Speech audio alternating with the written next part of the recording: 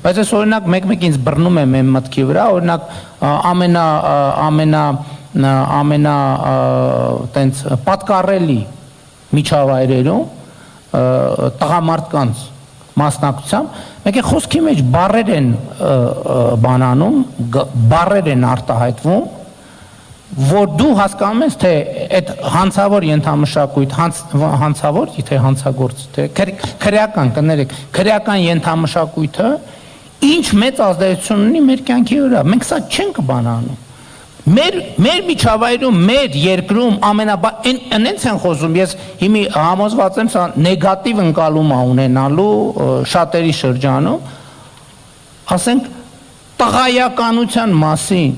այնպիսի մակարդակներով խոսվում Հայաստանի Հանրապետությունում, որ ասում ես ինչ նկատի ունեն էլի։ Այսինքն բանը տղայականությունն է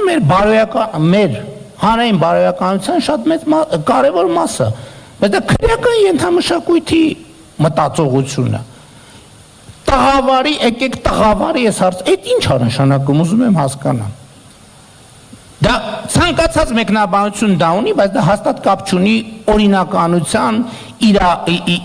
իրավակարգի սահմանադրականության հետ։ Որտեւ եթե դրա հետ կապ ունենար, կարծենք, արի սահմանադրավարի ես հարցը լուծենք։ Ինչ ենք ասում, եկեք տղավարի ես հարցը լուծենք։ Եվ ես ասում եմ, քննարկումներում ամենահրապարակայինում պակաս, բայց եւ որ դռնփակ քննարկում արնում, մեկ է բառեր են հնչում, սենց բան ես անում, վեր ես թռնում, ասում ես, այս միջավայրում, այս բառակապակցությունը ինչի պետք է հնչի։ Եվ ես սրա մասին ինչքան մտածում եմ, ասում եմ, այդ քրեական ենթամշակույթի ազդեցությունը, որը դպրոցից, մանկապարտեզից, չէ տնից, ես այդ բանի հետ չեմ հաշտվում, էլ որ մեր իրականության մեջ հələ նորածին երեխային, պապիկին հայհոյելու բանը կուլտուրան դեռ կա, դեռ ինքը պակասում է, փառքաստու պակասում է,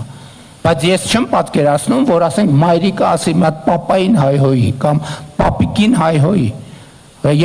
ու սա ֆունդամենտալ պրոբլեմ է բոլորիս համար, մենք ընդունված չի սենց բաների մասին խոսալը, ընդունված չի սենց բաների մասին խոսալը, բայց ես համոզված եմ, որ տղամարդկանց միջավայրում